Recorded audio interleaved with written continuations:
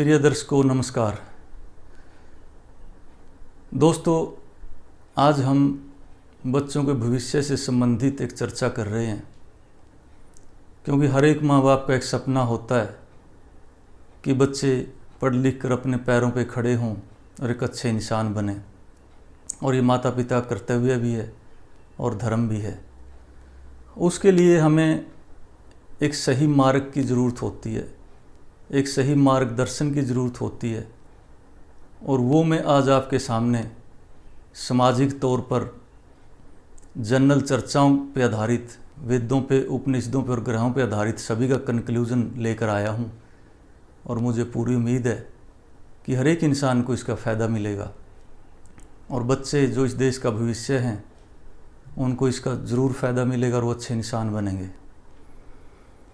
दोस्तों, ये एक ऐसी जानकारी है जिस तरह से सैकड़ों साल पहले जहाज़ एक बेईमानी थी, कंप्यूटर, लैपटॉप, इन पे चर्चा करना एक बेईमानी सी बात थी, क्योंकि हमारे सामने कोई प्रूफ नहीं था और ये बड़ी असंभव बातें थी कि कैसे होगा ऐसे, कैसे हो सकता है ऐसे। जब भी कोई भविष्य की चर्चा होती है इस तरह की, तो हर एक आदमी ये कहता है कि ऐसे कैसे हो सकता है। सबसे पहले तो दोस्तों, वैज्ञानिक बुद्धि के लोग हमेशा संभावनाएं ढूंढते हैं, क्योंकि एवरीथिंग इज पॉसिबल। कुछ भी असंभव नहीं है, सब कुछ संभव है, लेकिन वो जानकारियां जुटानी होती हैं। वैज्ञानिकों के दिमाग में आया कि पहले जहाज़ थे तो जहाज़ बन सकता है। पहले हमारे ऋषि मुनि हज़ारों साल, हज़ारों मील बैठे बात कर लेते थे टेलीपैथी के सिद्धांत के अनुसार। आज हमारे सामने तरंगों के आधार पर, यंत्रों के आधार पर, मोबाइल के रूप में वो चीज़ें हमारे सामने आ गई। आपने देखा होगा महाभारत के अंदर संजय को दिव्य दृष्टि मिल गई थी वेद व्यास जी से, तो वो कुरुक्षेत्र का हाल सुना रहा था। आज हमारे पास टेक्नोलॉजी के ज़रिए टीवी हो गया, टेलीविज़न के द्वारा हम सारी जानकारी वर्ल्ड वाइड सारी हम देख सकते हैं, न्यूज़ सुन सकते हैं, पूरे वर्ल्ड की जानकारी मिल जाती है हमें। विधियां बदल गई। एक तरह से ये कह सकते हैं, जिस तरह से कलयुग को कलपुर्जों का युग कहा, यंत्रों का युग कहा। पहले शब्दों पे आधारित था, मंत्रों पे आधारित था, आज टेक्नोलॉजी पे आधारित हो गया। सिर्फ इतना बदला, बाकी चीज़ें पहले भी थी, आज भी हैं और आगे भी रहेंगी। जो वेदों में, उपनिषदों में, शास्त्रों में जो ग्रहों का वर्णन है, उपग्रहों का वर्णन है, गैलेक्सी में 10 लाख पृथ्वियाँ बताई गई हैं। वैज्ञानिक इन पे खोज करते रहेंगे, तथ्य मिलते रहेंगे। निश्चित रूप से एक एक तथ्य हमारे सामने आ जाएगा। और जब गॉड पार्टिकल का सिद्धांत पूरा होगा विज्ञान का, तो वो बहुत कुछ जानकारियाँ, जो अदृश्य शक्तियाँ हमें आज टेलीविज़न के ज़रिए, हमारे सीरियल्स में, हमारे पुरानी कथाओं में हम सुनते आए हैं, वो सारी की सारी हमारे सामने आ जाएगी। इसमें कोई भी संदेह की बात नहीं है, क्योंकि आप यही देख सकते हैं कि आज से 50-60 साल पहले या 100 साल पहले ये बातें सारी एक मजाक था और ये हम सोच भी नहीं सकते थे कि इतना हो जाएगा। तो उसी तरह से इन्हीं बातों का आधार मान के हम आज बच्चों के भविष्य से संबंधित चर्चा कर रहे हैं। दोस्तों, सबसे पहले तो जब बच्चे का जन्म होता है, उसकी एक जन्म कुंडली का वर्णन आता है। ये हर युग से आया है, सालों से, सदियों से हम जन्म कुंडली का नाम सुनते आए हैं, ग्रह नक्षत्रों की बातें सुनते आए हैं। ये बिल्कुल सत्य है। विज्ञान अभी तक वहाँ तक नहीं पहुँच पाया, ये अलग बात है, लेकिन उससे पहले हमारे ऋषि तो पहुँच चुके हैं। दिव्य दृष्टि से उन्होंने सब कुछ ज्ञान हासिल कर लिया था, तो उनका ज़रूर लाभ उठाएँ और उनके आधार पर ज़रूर हमारा भविष्य संवारें। तो जब भी बच्चे का जन्म होता है, उसकी जन्म कुंडली देखकर हम पहले ये अंदाज़ा लगा लें, जन्म कुंडली में ये चेक कर लें कि उसका मानसिक स्तर, उसका शरीर और उसकी शिक्षा और उसका भाग्य कैसे हैं। जन्म कुंडली में स्वास्थ्य का, बुद्धि का ग्रह होता है, वो बौद्धिक स्तर और मानसिक स्तर को बता देता है। उसके बाद में प्राइमरी एजुकेशन होती है, प्राइमरी एजुकेशन का ग्रह होता है, वो बता देता है प्राइमरी एजुकेशन कैसी रहेगी। उसके बाद हायर एजुकेशन का ग्रह होता है, उससे पता चल जाता है हायर एजुकेशन कैसी रहेगी, किस विषय में बच्चे का झुकाव रहेगा, किस विषय से बच्चा धन कमाएगा, निश्चित रूप से पता चल जाता है। फिर प्रतियोगिताओं का ग्रह कैसा है, प्रतियोगिताओं में सफलता कैसे हासिल कर सकता है, वो पता चल जाता है। उसके बाद में सबसे एक मुख्य पॉइंट होता है भाग्य। आपने देखा होगा कई बार बच्चे बड़े मेहनती होते हैं, लेकिन लास्ट मोमेंट पे जाके वो क्लिक नहीं कर पाते, वो घबरा जाते हैं। उनका भाग्य कैसा है ये भी जन्म कुंडली के ग्रहों से पता चल जाता है। और गांव में हमारे आस पड़ोस में अगर कहते भी सुना कि बच्चा बड़ा मेहनती है, लास्ट में जाके एक आध नंबर से रह जाता है, उसका भाग्य साथ नहीं देता। सच में भाग्य साथ नहीं देता उनका, क्योंकि भाग्य अगर कमज़ोर होता है तो क्या कमी है, किस धातु की कमी है, किस ऊर्जा की कमी है, आभामंडल में क्या कमी है, वो ग्रहों से जान सकते हैं। और ग्रहों के उपाय करके हम शारीरिक, मानसिक और आर्थिक गतिविधियों को सुचारू रूप से चला सकते हैं। ये निश्चित है। एक अचंभा सा लगता है और कुछ माँ बाप कह देते हैं हम नहीं मानते इसको। ठीक है, जिस चीज़ को हमने जाना नहीं उसको मानने भी कैसे, लेकिन जानने की कोशिश ज़रूर करनी चाहिए। पंडितों से डरे ना। कुछ लोग पंडितों को भय से नहीं जाते, बहका देते हैं, लेकिन ऐसी कोई बात नहीं होती। ये तथ्यों पर आधारित है, एक बहुत गहरा विज्ञान है और विज्ञान इसकी खोज में लगा हुआ है। जब ये तथ्य उनके सामने आ जाएंगे तो आप सब हैरान रह जाओगे कि बहुत बड़ा विज्ञान था और हम इसे चूक गए। तो इसलिए दोस्तों, आज मैं बहुत ही सरल तरीके से आपको बच्चों का भविष्य बनाने से संबंधित जानकारी दे रहा हूँ, और निश्चित रूप से आप इसको ध्यान से सुनें और उस पर चल के देखें और आजमा के देखें, रिजल्ट वही आएंगे जो मैं बता रहा हूँ। जन्म कुंडली में ग्रहों की जानकारी देखकर उनके उपाय करें। ग्रह दोष ना रहे, क्योंकि पूर्व जन्मों के आधार पर कुछ चीज़ें हमारा पीछा करते हैं, कुछ दोष हमारा पीछा करते हैं। उन ग्रह दोषों को जरूर हटाएं उपायों के द्वारा। साधारण मंत्र होते हैं, थोड़े छोटे मोटे दान होते हैं, उनके द्वारा वो ग्रह दोष शांत होकर, यानी एक तरह से ऊर्जाएं नियंत्रित हो जाती हैं। पहला काम हमें ये करना चाहिए। उसके बाद में बच्चे जब छोटी क्लास में होता है तो 7 साल तक बच्चों को हमें जैसे भी है डांटते भी हैं, उसको एक आध बार थोड़ा धमकाते भी हैं। बच्चे में ज़्यादा प्रेशर तो नहीं बनाना चाहिए, लेकिन एक भय के जरिए 7 साल तक हमें उनमें संस्कार भरते हैं। जिस तरह से कुम्हार घड़ा बनाते वक्त उसमें मारपीट करके उसको शेप दे देता है, ये माता पिता का भी कर्तव्य है कि बच्चों को ऐसे शेप देनी ज़रूरी है और देनी भी चाहिए। लेकिन 7 साल के बाद में धीरे धीरे बच्चा 13 साल तक एक साधारण पालन पोषण करना चाहिए। वो अपने आप चीज़ों को सीखना शुरू कर देता है। 13 साल तक हम उनको हल्की फुल्की सलाह दें, उनको देखें कि क्या करेगा वो, और उनको समझाएं, बताएं। उसके बाद में टीन एज में प्रवेश कर जाता है। टीन एज के बाद में बच्चे को एक विशेष मेंटल लेवल आ जाता है, उसमें उसका IQ लेवल बढ़ जाता है और वो एक विशेष स्टेज पे आ जाता है जहाँ से उसकी सोचने की शक्ति बढ़ जाती है। तो टीन एज में बच्चों से हम मारपीट ना करें, उनको डराएं धमकाएं ना।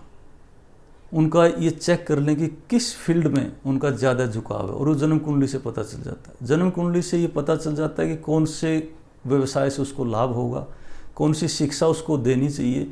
उचित समय पे उचित कदम ज़रूर उठाएं। और जब भी बच्चा 12th के आसपास जाता है तो उसका एक मनोदशा अपने आप जागृत हो जाती है और वो अपने भविष्य की बातें करने लग जाता है। कोई बच्चा कहता मुझे इंजीनियर बनना है, कोई कहता मुझे डॉक्टर बनना है, कोई कहता मुझे बिजनेस में जाना है। अलग अलग तरह से अपना व्यूज़ दे देते हैं। उसके व्यूज़ के आधार पे हम जन्म कुंडली को अगर चेक करते हैं तो निश्चित रूप से जो बच्चा बोलता है वो ग्रह भी बोलते हैं, वो ग्रहों में भी लिखा होता है। इसलिए आप ये पैरेलल स्टडी ज़रूर करें और निश्चित रूप से इससे बहुत बड़ा फ़ायदा मिलेगा। उसके बाद में हमें बच्चे का माइंड डाइवर्ट ना हो, हमें खुद के लेवल पे भी कुछ एडजस्टमेंट करनी चाहिए। बच्चों का 25 से 30% ऊर्जाएँ हमारे लड़ाई झगड़ों को देख के, हमारे मतभेदों को देख के, हमारे मन मुटावों को देख के उनका माइंड डाइवर्ट हो जाता है, उनकी ऊर्जाएँ अनियंत्रित हो जाती हैं। हमें भी पेशेंस रखना चाहिए, हमें धैर्य रखना चाहिए। पति पत्नी को कोशिश करनी चाहिए कि हम बच्चों का दिमाग ना भटकने दें। हमारी लड़ाई झगड़ों में बच्चे पिस जाते हैं, उनका करियर ख़राब हो जाता है। और जन्म कुंडली में ये पता चल जाता है कि हमारा वैवाहिक सुख कैसा है। अगर पूर्व जन्म के आधार पर हमारा वैवाहिक सुख कमज़ोर है तो धैर्य रखें, एडजस्टमेंट की ताकत बढ़ाएं। आपने देखा होगा कई पति पत्नी बड़े हाँ में हाँ मिलाते हैं, लेकिन कईयों के मतभेद रहते हैं। वो जन्म कुंडली में ग्रहों के आधार पर होता है। उसमें हमें बच्चों के भविष्य को देखते हुए एक धीरज रखना चाहिए और अपने आप को दोनों में समन्वय स्थापित करना चाहिए, कोऑर्डिनेशन बनाए रखना चाहिए। ये मेरी प्रार्थना माँ बाप से है। बड़ा कठिन काम, लेकिन कोशिश करें। कोशिश करने से एवरीथिंग इज़ पॉसिबल। हर चीज़, हर बात संभव है। उससे आगे बच्चा अपने आप एम लेगा कि मुझे ये बनना है, वो दिन रात पढ़ाई करेगा। आपने देखा होगा कुछ बच्चे, माँ बाप कहते हैं बेटे सो जाओ, कोई बात नहीं है, सुबह उठ के पढ़ लेना, वो कहते हैं नहीं मुझे पढ़ना है। और कुछ बच्चों को हम डांट के फटकार के पीछे लगे रहते हैं, लेकिन वो वहाँ तक नहीं पहुँच पाते। यहाँ ज़रूरी होता है कि ग्रह दशा क्या कहती है। ये खुद बच्चे, हम सोचते हैं बच्चे कर रहे हैं, लेकिन हमारे पीछे कुछ ऊर्जाएं काम करती हैं, कुछ शक्तियां काम करते हैं, कुछ ग्रह काम करते हैं, तो ज़रूर हमने वो करना चाहिए। घरेलू जो पूजा पाठ, धूप दीप, जो हमारे संस्कार हैं, जो हमारे बड़े बुजुर्गों से चले आ रही हैं प्रथाएं, परंपराएं, उनको निभाते रहना चाहिए निश्चित रूप से। और उसके बाद बच्चा, जब हमारी क्रियाएं, जब हमारी एक्टिविटीज़ सही होंगी, संतुलित होंगी, तो निश्चित रूप से बच्चे की कंसंट्रेशन पावर बनी रहेगी, बच्चे की लय बनी रहेगी, और बच्चे अंदर से जगेगा कि मुझे ये करना है। निश्चित रूप से बच्चे वही करते हैं जो वो खुद सोचते हैं। हमारे समझाने से उनकी ऊर्जाएं डिस्टर्ब होती हैं, इसलिए उन ऊर्जाओं को डिस्टर्ब ना करें, बच्चों को खुद करने दें, उनको मौका दें पूरा पूरा। अगर वो सिस्टेमेटिक सही हैं, ग्रह ऊंचे हैं, ग्रह दशा उनकी मजबूत है, उपाय सही तरीके से हो रहे हैं, तो निश्चित रूप से बच्चे अपने आप ही जगेंगे। और बच्चा जब अपने आप जगता है तभी प्रोग्रेस होती है। घुसाने से चीज़ें नहीं घुस सकती दिमाग में। बच्चा अपने आप कोशिश करता, अपने आप मेहनत करता, अपने आप डेडिकेशन जगता उसके अंदर, और तभी बच्चा कुछ बनता है। माता पिता ये ध्यान रखें। सबसे बड़ी बीमारी, बच्चे को हम उदाहरण देने लग जाते हैं। फलाने का बच्चा का देखो वो बन गया, उसका बच्चा वो बन गया, उसके बच्चे ने ये तरक्की कर ली। ये सबसे ज़्यादा डिस्ट्रक्टिव माइंड की बातें हैं, सबसे ज़्यादा विनाशकारी बातें हैं। बच्चे इनसे फ्रस्ट्रेटेड हो जाते हैं, बच्चे कुंठित हो जाते हैं, बच्चे वो शब्द सुन सुन के इरिटेट हो जाते हैं, और वो माँ बाप से कन्नी काटने लग जाते हैं, माँ बाप से बचना शुरू कर देते हैं, माँ बाप से अलग रहना शुरू कर देते हैं। माँ बाप की जब भी मीटिंग्स होती है, बच्चे सोचते हैं वही बातें चलेंगी, और हम भी बार बार वही बातें करते रहते हैं। ऐसा बिल्कुल ना करें, इससे बच्चों की मनोदशा पे बड़ा नेगेटिव प्रभाव पड़ता है। दोस्तों, आप हैरान रह जाओगे कि बच्चे हमारी ऊर्जाओं से बने होते हैं। जो हमारे गुण होते हैं वो तो उनमें पहले से ही होते हैं, उनके अलावा उसमें ग्रहों के एक्स्ट्रा गुण होते हैं। एक जनरेशन गैप के आधार पे उनमें एक एक्स्ट्रा सोच होती है, वो हमारे से आगे होती है। इसलिए जो विचार हमारे हैं वो तो वो पकड़ लेते हैं, वो तो पता है उनको कि माँ बाप की ये सोच है, हमारे माँ बाप ये बोलेंगे, इससे आगे ये बोलेंगे, इससे आगे इन शब्दों का प्रयोग करेंगे। उनको सिस्टमेटिक एक चेन सिस्टम में उनको पूरा पता है। वो व्यवहार हम ना करें, पहले से समझ जाएं कि बच्चा इन बातों को समझता है, और हम बार बार रिपीट करते रहते हैं। एक और आपको हैरानी होगी कि हर एक इंसान जीवन में एक लिमिटेड शब्दों का प्रयोग करता है। आप किसी से भी बात करोगे वो शब्द रिपीट होने लग जाते हैं। हम चर्चाएं करते हैं, हमारे शब्द रिपीट होने लग जाते हैं, क्योंकि कुछ लोग 30 शब्दों पे, कुछ 40 शब्दों पे, कुछ 45 शब्दों पे, इस तरह से एक लिमिटेड शब्दों पे पूरी ज़िंदगी बिता देते हैं। पूरी ज़िंदगी बीत जाते हैं उन शब्दों का प्रयोग करते करते, वही लिमिटेड शब्द उनको प्रयोग में आते रहते हैं। और बच्चे हमारे शब्दों को अच्छी तरह समझते हैं कि इसके बाद, इन शब्दों के बाद क्या प्रयोग होंगे, इस शब्द के बाद क्या प्रयोग होंगे। वो हमारी मनोदशा को अच्छी तरह समझते हैं। जितना हम नहीं समझ पाते, बच्चे समझते हैं। बड़ा गहरा पॉइंट है। आप उनको फैमिलियर, एक फ्रेंडली वे में अपने साथ रखें, पॉजिटिव व्यवहार रखें, उनके साथ मित्र व्यवहार रखें, उनको हर बात में मिक्सअप करने की कोशिश करें। बड़ा अच्छा लगेगा बच्चों को। बच्चे हमारे इर्द गिर्द घूमेंगे, बच्चे हमें दोस्त मानने लग जाएंगे। जब माँ बाप उदाहरण थोपने लग जाते हैं, इधर उधर के उदाहरण देने लग जाते हैं, बच्चा ये बन गया वो बन गया, उससे वो हम हासिल कुछ नहीं कर पाते, नुकसान ज़्यादा होता है। और बच्चे कुछ हमारे से जो सीखना चाहिए था वो सीख नहीं पाते। इसलिए ध्यान रखें, बच्चों के सामने ज़्यादा उदाहरण प्रस्तुत ना करें। हमारे शब्दों का बच्चों को पता है, बच्चे हमारे से एक कदम आगे होते हैं। हमारी ऊर्जाएं, हमारे थॉट्स बच्चों में ऑलरेडी होते हैं। माता और पिता के गुणों से बच्चे का शरीर बनता है, बच्चे का मस्तिष्क बनता है। और आपने देखा होगा कुछ बच्चे माता की ज़्यादा परसेंटेज होती है गुणों की, कुछ में पिता की ज़्यादा होती है। कई बार जब 5वें से 7वें महीने में बच्चों के विचार बनते हैं, कुछ मामा के गुण आ जाते हैं, कुछ नाना के गुण आ जाते हैं, दादा दादी के भी कई बार गुण आ जाते हैं। वो मिक्स होता है। हमारे गुण तो होते ही होते हैं, उससे आगे बहुत कुछ होता है उनके अंदर जो हमें सीखना चाहिए, जबकि हम सिखाते रहते हैं। ऐसा बिल्कुल ना करें। बच्चों को अपने हाल पे, हम सिर्फ खान पान, रहन सहन, उनकी सुविधाएं दे सकते हैं। उनको मेंटल लेवल चेंज नहीं कर सकते, उनका IQ लेवल चेंज नहीं कर सकते। बच्चे का जो IQ लेवल है, जो मेंटल लेवल है, वो तो जन्म कुंडली में पहले से फिट है। ग्रहों का एक ग्राफ होता है और ग्राफ के आधार पर विचार चलते हैं, बनते हैं, बच्चे की सोच जगती है। उसने करना क्या है वो पहले से तय कर लेता है। और हम उसके बीच में अनावश्यक आ जाते हैं। इसलिए इन बातों का ज़रूर ध्यान रखें। ये बच्चों के जीवन बनाने में बड़ी महत्वपूर्ण बातें हैं, बहुत ही महत्व रखती हैं। इसलिए दोस्तों, जन्म कुंडली का ध्यान रखें, अपनी मान्यताओं का ध्यान रखें, अपने रहन सहन का ध्यान रखें, क्योंकि माता पिता जो करते हैं बच्चे वो ऑटोमेटिक सीखते हैं। बताने से नहीं सीखते, वो करते हुए को देखते हैं, वो ऑटोमेटिक आदर्श मान लेते हैं और उस आदर्श मान के अपने आप चलने लग जाते हैं। इसलिए हम अपनी एक्टिविटी का भी ध्यान रखें, हम अपने संस्कारों का भी ध्यान रखें, अपने बिहेवियर का भी ध्यान रखें। ये जीवन एक तलवार की धार के समान है। माता पिता बनना एक बहुत बड़ी तपस्या है।